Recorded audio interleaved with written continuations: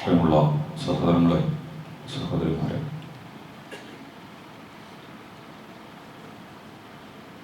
എല്ലാ കാര്യങ്ങളിലും, എല്ലാ സന്ദർഭങ്ങളിലും, എല്ലാ സ്ഥലങ്ങളിലും അല്ലാഹുവിൻ്റെ വിധിവിലക്കുകളെ പ്രത്യേകമായി ശ്രദ്ധിക്കണം, സൂക്ഷിക്കണമെന്ന് എന്നെയും നിങ്ങളെയും ഓർമ്മിപ്പിക്കുന്നു, ചെയ്യുന്നു. കരുണാവാരിധിയായ റബ്ബ് നമ്മുടെ ഒരുമിച്ച് കൂടലിനെ അനുഗ്രഹിക്കുമാറാകട്ടെ. ആളുകൾക്ക് അല്ലാഹുവിൽ വിശ്വാസം പെരുകിക്കൊണ്ടിരിക്കുന്നു എന്ന് തോന്നുന്ന കുറേ കാര്യങ്ങൾ നമ്മുടെ നാട്ടിൽ, സമൂഹത്തിൽ നടന്നുകൊണ്ടിരിക്കുന്നുണ്ട്. എല്ലാ മതവിഭാഗങ്ങളെയും ചുറ്റിപ്പറ്റി ആരാധനാ കേന്ദ്രങ്ങൾ, ആഘോഷങ്ങൾ, അതുമായി ബന്ധപ്പെട്ട അനുഷ്ഠാനങ്ങളൊക്കെ, ആചാരങ്ങളൊക്കെ വളരെ സജീവമായി നടത്തപ്പെട്ടുകൊണ്ടിരിക്കുന്ന കാഴ്ചകൾ നമുക്ക് എല്ലാ വിഭാഗങ്ങളിലും കാണാൻ കഴിയും. യഥാർത്ഥത്തിൽ അത് മനുഷ്യർ അല്ലാഹുവിലേക്ക് അടുക്കുകയാണോ, അല്ലാഹുവിനെ മനസ്സിലാക്കുന്നതിന് വേണ്ടിയിട്ടുള്ള പ്രവർത്തനങ്ങളുടെ ഭാഗമാണോ ഈ സ്വഭാവത്തിൽ ആളുകൾ ചെയ്തുകൊണ്ടിരിക്കുന്നത് എന്നൊക്കെ സൂക്ഷ്മമായി നിരീക്ഷിക്കുമ്പോഴാണ് ഒരു മതവിഭാഗത്തിലും ഇപ്പോൾ ഇത് സംഭവിച്ചുകൊണ്ടിരിക്കുന്നത് അല്ലാഹുവിലേക്ക് അവൻ അടുക്കുന്നതിൻ്റെയും അല്ലാഹുവിനെ അവൻ മനസ്സിലാക്കുന്നതിൻ്റെയും ആ മനസ്സിലാക്കിയ അല്ലാഹുവിൻ്റെ നിയമ നിർമ്മാണങ്ങളെ സ്വയം അംഗീകരിക്കുന്നതിൻ്റെയും ഒന്നും ഭാഗമായിക്കൊണ്ടല്ല വളരെ കൂടുതൽ ഇത്തരം കാര്യങ്ങൾ നടന്നുകൊണ്ടിരിക്കുന്നത് എന്ന് നമ്മുടെ സാമൂഹിക ജീവിതവും സാംസ്കാരിക ജീവിതവും സാമ്പത്തിക ജീവിതവും രാഷ്ട്രീയ ജീവിതമൊക്കെ എടുത്ത് പരിശോധിച്ചാൽ നമുക്ക് കണ്ടെത്താൻ കഴിയും. ഇനി വരാൻ പോകുന്ന ഒരു ലോകം എങ്ങനെയാണ് എന്നുള്ളതും കുറച്ച് പ്രശ്നം തന്നെയായിരിക്കും. ചിലപ്പോൾ നിരീശ്വരവാദവും യുക്തിവാദവും ലിബറലിസവും സ്വതന്ത്ര കാഴ്ചപ്പാട്, ഫ്രീ തിങ്കേഴ്സ്, എന്തും ചിന്തിക്കുക, അങ്ങനെ ചിന്തിക്കുക, ഇതൊക്കെ പെരുകിക്കൊണ്ടിരിക്കുന്ന ഒരു കാലം കൂടിയാണ് മറുഭാഗത്ത്. വ്യക്തി സ്വാതന്ത്ര്യത്തിൻ്റെ അളവുകളില്ലാത്ത സ്വാതന്ത്ര്യം വ്യക്തികൾക്ക് പ്രഖ്യാപിച്ച് ഭരണകൂടങ്ങൾ, അധികാര കേന്ദ്രങ്ങൾ അവരെ സംരക്ഷിക്കും എന്ന വേറൊന്നും നിങ്ങൾ നോക്കേണ്ട കാര്യമില്ല. വ്യക്തികൾക്ക് എന്തുമാവാം, എങ്ങനെയുമാവാം എന്നൊക്കെ പറയുന്ന അതിമാരകമായ വാദങ്ങൾ നമുക്കത് അംഗീകരിച്ചു കൊടുക്കാൻ വേണ്ടിയൊന്നുമില്ല. വ്യക്തികൾക്ക് സ്വാതന്ത്ര്യമൊക്കെ ഉണ്ടാവണം. പക്ഷെ സാധാരണ ലളിതമായിട്ട് നമ്മൾ പറയലുണ്ട്, നമ്മുടെ കയ്യ് വീശാനുള്ള സ്വാതന്ത്ര്യം മറ്റവൻ്റെ മൂക്ക് തുടങ്ങുന്നിടത്ത് അവസാനിക്കുന്നുള്ളത്. സ്വാതന്ത്ര്യം എന്നുള്ളത് ഒരു അതിരുമില്ലാതെ ഉപയോഗിക്കാനുള്ള ഒരു സാധനമൊന്നുമല്ല. കയ്യമ്മക്ക് എത്ര വേണമെങ്കിലും വീശാം, പക്ഷെ മറ്റവൻ്റെ മൂക്ക് തുടങ്ങുന്ന ഒരു മനുഷ്യൻ്റെ ശരീരത്തിലെ ഏറ്റവും മുന്നിൽ നിൽക്കുന്ന അവയവം മൂക്ക് എന്നുള്ള നിലക്കാണ് അങ്ങനെ പറയണത്. എന്ന് പറഞ്ഞാൽ അവൻ്റെ മുക്ക് അവിടെ ഉണ്ടെങ്കിൽ, അവൻ്റെ ശരീരം അവിടെ ഉണ്ടെങ്കിൽ പിന്നെ കയ്യ് വീശുന്നതിന് നമ്മളൊരു ലിമിറ്റ് വെക്കേണ്ടി വരും. അത്രേ നമുക്ക് സ്വാതന്ത്ര്യമുള്ളൂ. അതില്ലെങ്കിൽ എത്ര വേണമെങ്കിലും നമുക്ക് സ്വന്തമായിട്ട് ഉപയോഗിക്കാം. ഇനി അതിരുകളില്ലാത്ത ഭൗതിക നിയമങ്ങൾ പോലും അതിരുകളാൽ നിറസമൃദ്ധിയിലാണ് നിൽക്കുന്നത്. എന്നിട്ട് ഇവരൊക്കെ കൂടി അള്ളാഹിനെ കുറിച്ച് ചോദിക്കുക, അള്ള എന്തിനാ അത്ര നിയമം വെച്ചിരിക്കുന്നത്, ഖുർആനിൽ എന്തിനാ അത്ര നിയമങ്ങൾ, വേദഗ്രന്ഥങ്ങളിൽ നിന്ന് എത്ര നിയമങ്ങൾ, പ്രവാചകന്മാരെന്തിനാ എത്ര നിയമങ്ങൾ വെച്ചിട്ടുള്ളത് എന്നിങ്ങനെ ചോദിക്കുക നമ്മളോട്. അപ്പം നമ്മളൊക്കെ ആ നമുക്ക് കാര്യം അറിയാത്തതുകൊണ്ട് അന്ന് വിട്ടിട്ട് നമ്മളും പറയും, ശരിയാണ്, എന്തിനാണ് അവിടെ എത്ര നിയമം, ഇതെന്തിനാ എത്ര നിയമം, ഇതെന്തിനാ ഇങ്ങനെ ഒരു അതിര് വെച്ചിട്ടുള്ളത്, മനുഷ്യനെങ്ങനെ കെട്ടി കുടുക്കി ഇടുകയാണല്ലോ എല്ലാം കൂടി, മനുഷ്യന് സ്വാതന്ത്ര്യം കൊടുക്കല്ലോ വേണ്ടത് എന്നൊക്കെ ലളിതമായിട്ടാണ് ചോദിക്കുമ്പോൾ ഭയങ്കര ബുദ്ധിയുള്ള ചോദ്യമൊക്കെ ആയിട്ട് നമ്മുടെ മുമ്പിൽ വരും.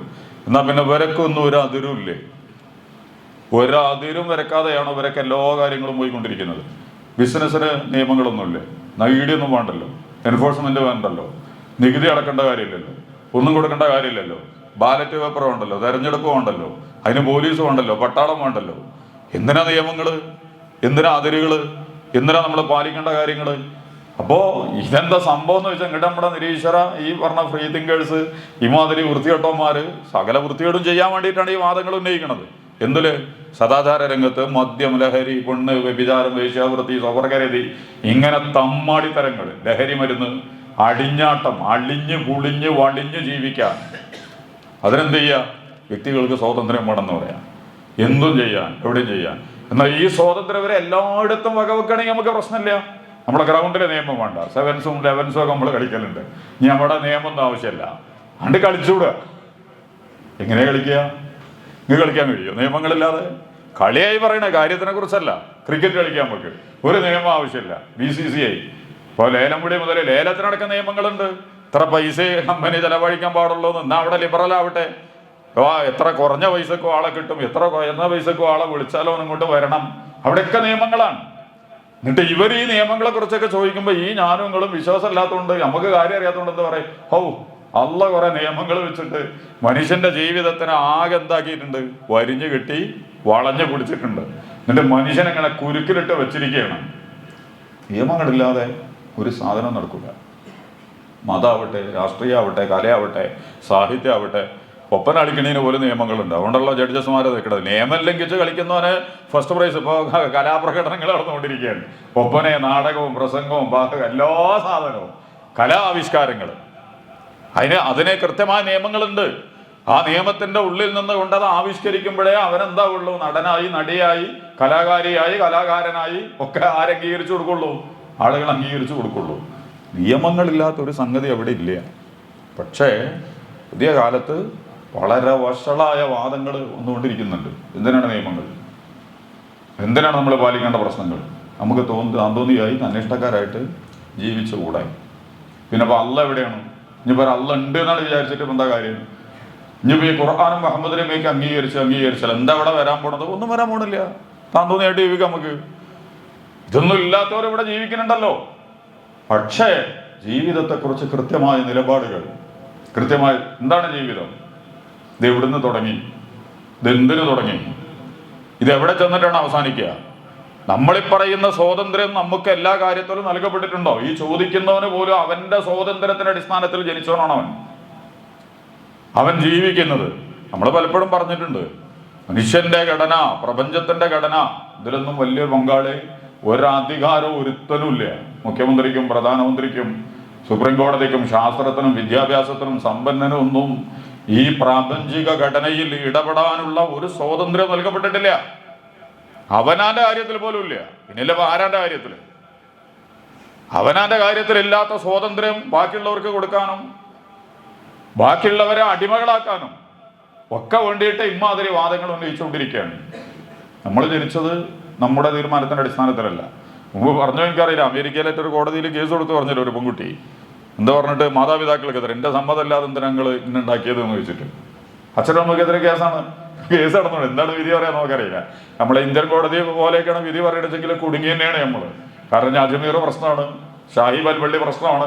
ഇനിയിപ്പോൾ നാളെ ഈ പള്ളിക്കെതിരെ കേസ് കൊടുക്കാൻ, അങ്ങനെ രസമായിരിക്കട്ടോ ഈ കേസ് ഇങ്ങനെ നമ്മൾ കൊടുക്കാൻ തന്നാൽ. അമ്പലവും പള്ളിയും ചർച്ചയൊക്കെ വെച്ചിട്ട് കോടതിക്കാണ് കയറുക. പക്ഷെ സംഘപരിവാറുള്ളതുകൊണ്ടൊക്കെ സുഖമാണ്. സംഘപരിവാർ പഠിപ്പിച്ചു വെച്ച ജുഡീഷ്യറി, അതിന്റെ വക്കീലന്മാർ, അതിന്റെ വ്യത്യസ്ത സെല്ലുകളിൽ പ്രവർത്തിച്ചുകൊണ്ടിരിക്കുന്ന കുറെ സംഘങ്ങൾ, വ്യക്തികൾ, ഗ്രൂപ്പുകൾ, നിയമ പോരാട്ടങ്ങളുടെ മറവിൽ ഒരു ജനതയെ ഇരുട്ടിൽ നിർത്താനും അതിന്റെ അവകാശങ്ങൾ കവർന്നെടുക്കാനും അതിനെ തല്ലിച്ചതക്കാനുള്ള കള്ളത്തരവും കാവട്ടിയൊക്കെ ഇട്ട് ഇറങ്ങി പുറപ്പെടുക. ഏതെങ്കിലും ഒരു അന്തസ്സുള്ളവൻ പറയണ്ടേ ഈ കളിയിൽ ഇവിടെ കളിക്കരുത്? ഒന്നിപ്പോ ആരോ പറഞ്ഞിട്ടുണ്ട്, സുപ്രീം കോടതിയിലെ ചീഫ് ജസ്റ്റിസ് അവസാന വർത്താനം പറയണം. എന്താണ് ആരാധനാലയങ്ങളുടെ നിയമം? ഇവിടുത്തെ ഓരോ മതവിഭാഗങ്ങളും എല്ലാ ആരാധനാലയങ്ങളുടെ പിന്നാലെ കേസ് കൊടുക്കാൻ പോയാൽ എങ്ങനെ ഉണ്ടാവും? വെറും 3 മിനിറ്റ് കൊണ്ടും 3 മണിക്കൂർ കൊണ്ടൊക്കെ നിയമം നടത്തുകയാണ്. ഒരു നിയമവും നടത്താത്ത അധികാരി വർഗങ്ങൾ 5ഓളം ചെറുപ്പക്കാരെ വെടിവെച്ച് വീഴ്ത്തി. നമ്മുടെ രാജ്യത്ത് ഇതൊക്കെ നടന്നുകൊണ്ടിരിക്കുകയാണ്. ഇങ്ങനെയൊക്കെയുള്ള സാധനങ്ങളുണ്ട്. അപ്പൊ കേസ് കോടതി പോയാൽ എന്താ, കോടതി അച്ഛനെ അമ്മനെ ജയിലിലടക്കാൻ പറയാന്നറിയില്ല. പറഞ്ഞ പോലെ തന്നെ അവന്റെ അനുവാദമല്ലാതെ നമ്മുടെ ചന്ദ്രചൂടനെ പോലത്തെ ഒരുത്തര വിധി പറയുന്നതെങ്കിൽ ഒരാളുടെ ബാബരി മസ്ജിദിന്റെ വിധി പറഞ്ഞത് ആരാധനാലയങ്ങളെ വീടും ഇറങ്ങിപ്പോയി.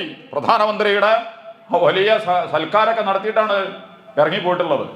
അദ്ദേഹം വരച്ചു വെച്ച വരയുടെ മറവിലാണ് സംഘപരിവാർ എന്ന് ഇന്ത്യയിലെ മുസ്ലിം ആരാധനാലയങ്ങൾക്കെതിരെ അതിഭീകരമായ കള്ള നിയമ പോരാട്ടങ്ങളുമായിട്ട് രംഗത്ത് വന്നുകൊണ്ടിരിക്കുന്നത്. ഒക്കെ അവരായതുകൊണ്ട് ഒക്കെ അവർക്ക് നടത്താം. ഇതിന് പോലും വേറെ പ്രശ്നമുണ്ട്, അതിലേക്ക് ഞാൻ കടന്നു പോണില്ല. ഷാഹിബ് അൽ പള്ളി പ്രശ്നമാകുന്നത്, അജ്മീർ ദർഗ പ്രശ്നമാകുന്നത്, അദാനി കേസ് ഇവിടെ വന്നു. അമേരിക്കയിൽ ഭയങ്കര കേസ് തുടങ്ങിയിട്ടുണ്ട്. കള്ള മുതലാളി എന്ന് പറഞ്ഞിട്ട് കള്ളപ്പണിയും കാപട്യവും ചെയ്തിട്ടാണ് അയാൾ മുതലാളിയായിക്കൊണ്ടിരിക്കുന്നത്. ലോകത്തിലെ ഏറ്റവും വലിയ കള്ള മുതലാളി ഈ കള്ള മുതലാളിക്കെതിരെ കുറ്റം ചുമത്തിയിട്ടുണ്ട്. ലോകത്തെ ഏറ്റവും അവിശുദ്ധമായി സമ്പത്ത് സമ്പാദിക്കുന്ന രാഷ്ട്രങ്ങളിലൊന്ന്. ഇയാൾക്കെതിരെ കേസാണ്, ഭയങ്കര വാർത്തയായിരുന്നു അത്. മഹാരാഷ്ട്ര ഇലക്ഷൻ മൂക്ക് കീഴ്പോട്ടവർക്കൊക്കെ അറിയാം. വോട്ടിംഗ് മെഷീനും അതിന്റെ അപ്പുറമുള്ള വഷളായ കളിയും വൻ സംസ്ഥാനങ്ങളൊക്കെ കോൺഗ്രസിന് നഷ്ടപ്പെടുക. MP-മാര് ജയിച്ചു പോയാലും അടുത്ത ഇലക്ഷൻ വരുമ്പോൾ തന്നെ ഒക്കെ പോവുക. മെഷീനെതിരെ മരിച്ചു പൊരുതിയിട്ടില്ലെങ്കിൽ സംഘപരിവാര ഖിയാമത്ത് നാൾ വരെ ഇവിടെ മരിക്കും. ഒരു സംശയം നമ്മൾ നോക്കേണ്ട കാര്യമില്ല. മെഷീൻ അങ്ങനത്തെ ഒരു സാധനം.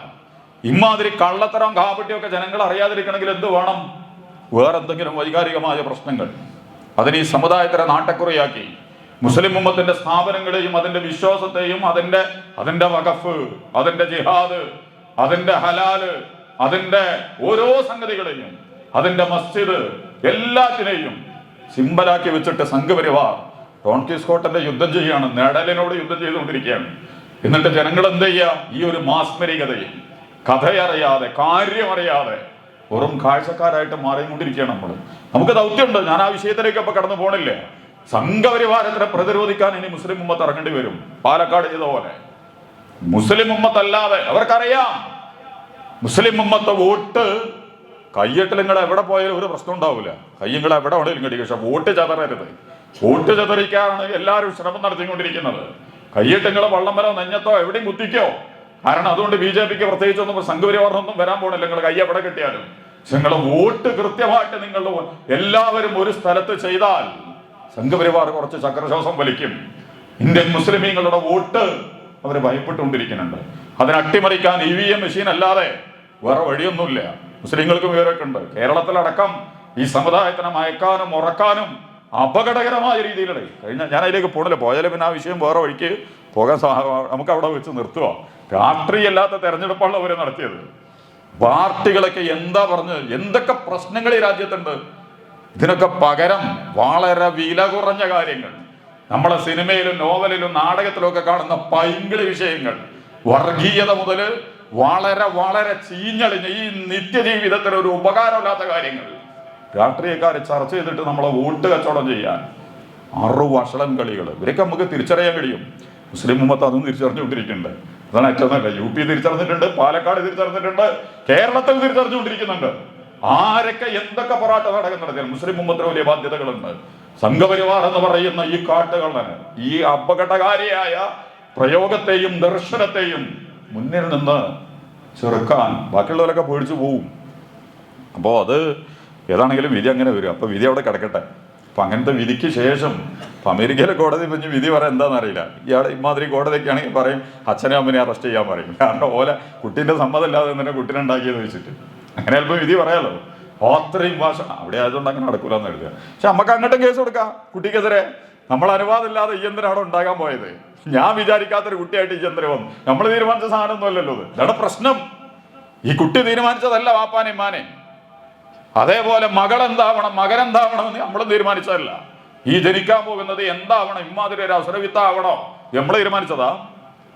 ഇതിനെക്കുറിച്ചാണ് നമ്മൾ പറയുന്നത്. അതിലെന്ത് ലിബറലിസങ്ങൾക്കുള്ളത്? എന്ത് വ്യക്തി സ്വാതന്ത്ര്യം? നിങ്ങളെ മാതാപിതാക്കളെ തെരഞ്ഞെടുക്കാൻ നിങ്ങൾക്ക് വ്യക്തി സ്വാതന്ത്ര്യം ഉണ്ടോ? ഉണ്ടായിട്ടുണ്ടോ? ലോകത്ത് ഇന്നേ വരെ ഏതെങ്കിലും ഒരു കുട്ടി സ്വന്തം സ്വാതന്ത്ര്യത്തിന്റെ അടിസ്ഥാനത്തിൽ ഞാൻ എൻ്റെ ഉപ്പയെ തെരഞ്ഞെടുത്തു, ഉമ്മയെ തെരഞ്ഞെടുത്തു, അച്ഛനെ തെരഞ്ഞെടുത്തു, അമ്മയെ തെരഞ്ഞെടുത്തു, ഡാഡിയെ തെരഞ്ഞെടുത്തു? നടക്കില്ല. നിങ്ങൾക്ക് തെരഞ്ഞെടുക്കാൻ പറ്റുമോ?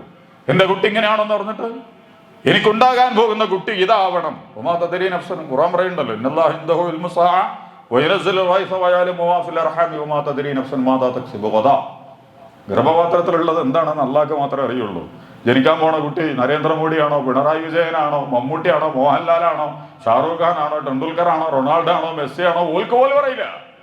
ജനിക്കാൻ പോകുന്ന കുട്ടിക്ക് പോലും അറിയില്ല. മഹാപ്രവാചകന്മാർക്ക് പോലും ധാരണ ഉണ്ടായിട്ടില്ല ഞാൻ നബിയാവാൻ പോകുന്ന ആളാണ്.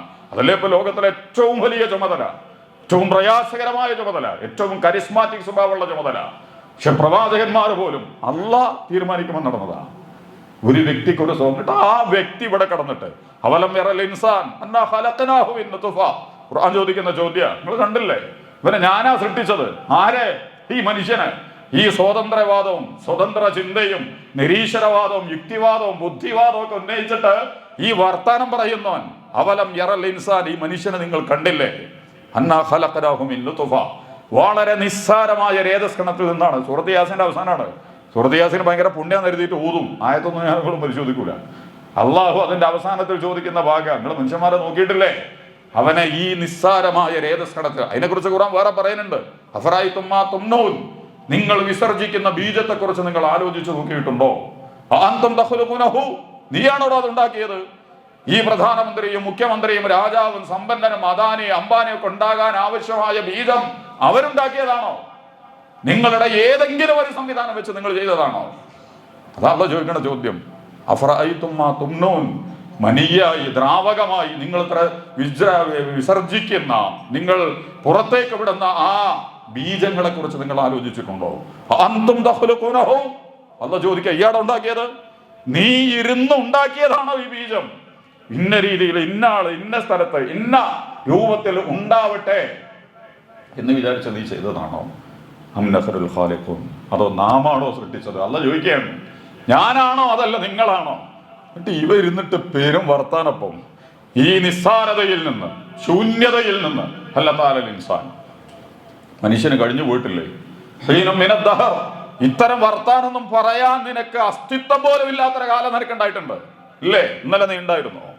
ഇപ്പൊ നാളെന്താ പോകാൻ പോണത്?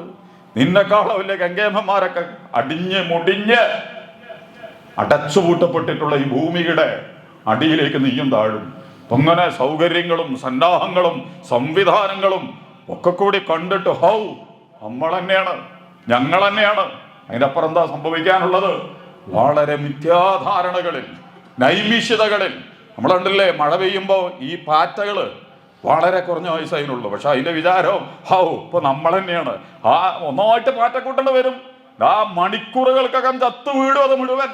ഇത്രയൊക്കെ തന്നെയാ മനുഷ്യനുള്ളൂ. ഇങ്ങനെയൊക്കെ തന്നെയാണ് മനുഷ്യൻ എന്ന് പറയുന്നത്. മണിക്കൂറുകൾക്കകം ഇല്ല കലം ബസർ ഇല്ല സാഅത്തൻ മിനൻ നഹാർ, പകലിലെ ഒരു മണിക്കൂർ അല്ലെങ്കിൽ ഒരു കണ്ണ് ചിമ്മി തുറക്കണ കാലം പോലും നിങ്ങൾ ഭൂമിയിൽ ജീവിച്ചതിന് പ്രമാണങ്ങളും തെളിവുകളും ഇല്ലാത്ത വണ്ണം നിങ്ങൾ ഖബറിലേക്ക് താഴും. അലി ഇബ്നു അബീ ത്വാലിബ് പറയണ്ട, മനുഷ്യന്മാരെ നിങ്ങളൊക്കെ ചവിട്ടി നിൽക്കുന്നത് ഖബറിന്റെ വേലയാ. നിങ്ങളെ വല്യാപ്പാന്റെ ജനിച്ചു വീണ മനുഷ്യരൊക്കെ തന്നെയും മുടിഞ്ഞടിഞ്ഞ മണ്ണിന്റെ മുകളിലാണ് നിങ്ങൾ നിൽക്കുന്നത്. പക്ഷെ നിങ്ങൾക്കത് ആലോചിക്കാൻ പറ്റണില്ല. ഞങ്ങൾ തന്നെയാണ്, ഞങ്ങൾ ഇനിയും ഇവിടെ ഉണ്ടാവും. ഈ ധാരണയിട്ടൊന്നും പോണ്ട. ഇപ്പൊ ഇവിടെ ഇരുന്നിട്ട് ഇപ്പൊ ചോദ്യം ചോദിക്കുന്നവന് ഇപ്പൊ പ്രശ്നം എന്താ ഞാൻ പറയാൻ ആഗ്രഹിച്ചതെന്ന് വെച്ചാല്, യഥാർത്ഥത്തില് മനുഷ്യനെ സംബന്ധിച്ചിടത്തോളം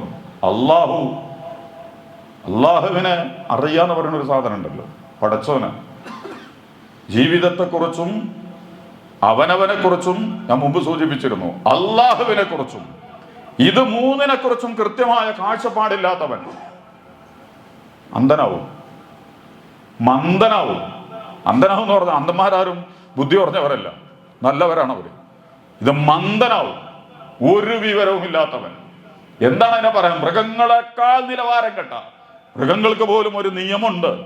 അതിന്റെ കൃത്യതയിലും കണിശതയിലുമാണ് സകല ജൈവവർഗങ്ങളും അജൈവവർഗങ്ങളും.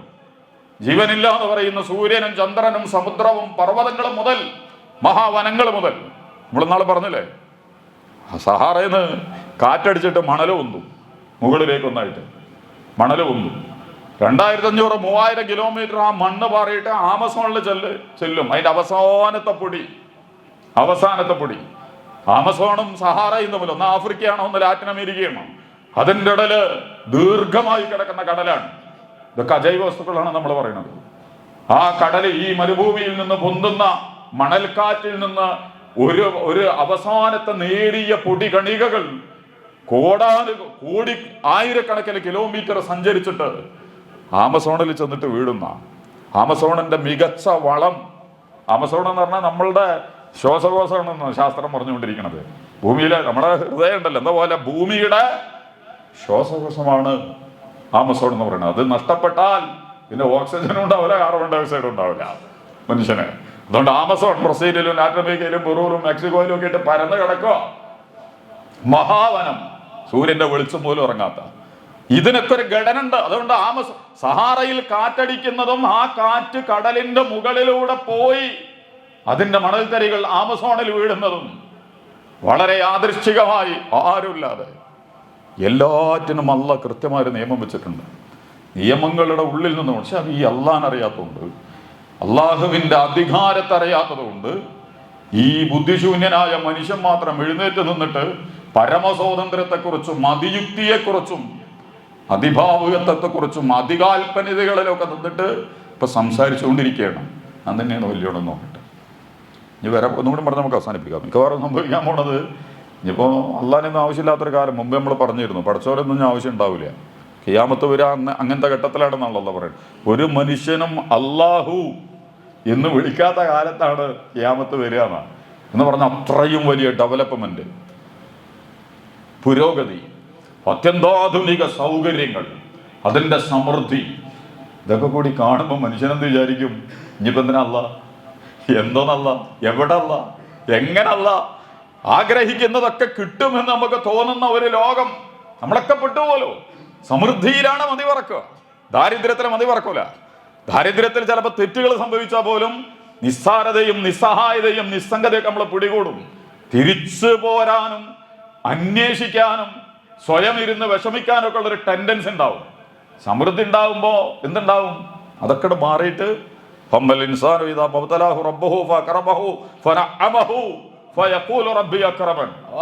അല്ല എനിക്കൊക്കെ തന്നിട്ടുണ്ട്, ഞാനുണ്ട് അടിച്ചു പൊളിക്കാൻ പോവുക, ഇനി തോന്നിയ പോലെ ജീവിക്കാൻ പോവുക. അതിരുവിടും. അതിരുവിടാനുള്ള എല്ലാ അതിരുകളില്ലാത്ത, പിന്നില്ല അതിര് വിടേണ്ട കാര്യമുള്ളൂ, അതിരെന്നില്ലാത്തൊരു സ്ഥലം ഇവരുണ്ടാക്കാൻ പോവുകയാണ്. ഇനി പുതിയ കാലത്ത് മനുഷ്യന് ഒരു അതിരുകളില്ലാതെ, വരമ്പില്ലാതെ, ഒരു കുമ്മായത്തിന്റെ വരയും ഇടാതെ കളിക്കണം. അതാണ് കളി എന്ന് പഠിപ്പിക്കാൻ ശ്രമിച്ചുകൊണ്ടിരിക്കുന്ന സംവിധാനങ്ങൾ. അതിനെക്കുറിച്ചാണ് നമ്മൾ ലിബറലിസം എന്നൊക്കെ പറയുന്നത്. ഇവിടെ എന്നിട്ട് നമ്മൾ എന്ത് ചെയ്യണം എന്ന് വെച്ചാൽ, ഇതിൻ്റെയൊക്കെ പ്രശ്നം, അടിസ്ഥാന പ്രശ്നം അള്ളാഹുവിനെ അറിയാൻ.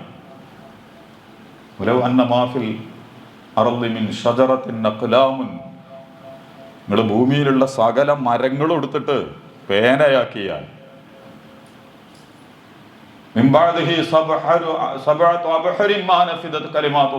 അതിന്റെ ശേഷങ്ങൾ 7 സമുദ്രങ്ങളെയും മഷിയാക്കി, മരങ്ങളെ മുഴുവൻ പേനയാക്കി, സമുദ്രങ്ങളെ മുഴുവൻ നിങ്ങൾ മഷിയാക്കി അള്ളാഹുവിനെ കുറിച്ച് എഴുതാൻ തീരുമാനിച്ചാലും മാനഫിദത് കലിമാത്തുള്ള, അള്ളാഹുവിന്റെ വചനങ്ങൾ, അള്ളാഹുവിനെ നിങ്ങൾക്ക് എഴുതി തീർക്കാൻ കഴിയില്ല.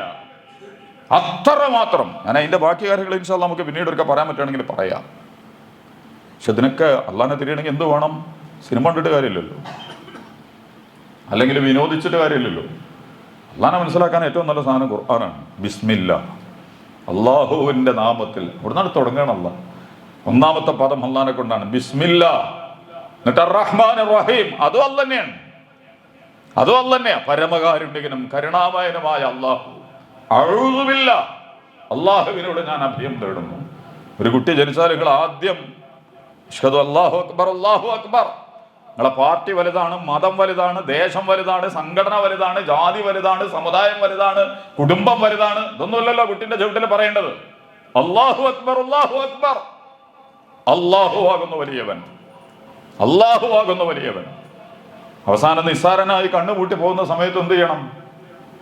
ലാ ഇലാഹ ഇല്ലല്ലാഹ് മുഹമ്മദുർ റസൂലുള്ളാഹ് ഒക്കെ വെറുതെ ഇങ്ങനെ പ്രാർത്ഥിക്കുമ്പോൾ പറയും, അവസാനത്തെ കലാമ് ലാ ഇലാഹ ഇല്ലല്ലാഹ് മുഹമ്മദ് റസൂലുള്ളാഹി ആയി കിട്ടിയാൽ മതിയായിരുന്നു എന്നൊക്കെ. അങ്ങനെ വെറുതെ ഒരു യാന്ത്രികമായിട്ട് പറയുന്നതിനെ കുറിച്ചൊന്നുമല്ല പറയണത്.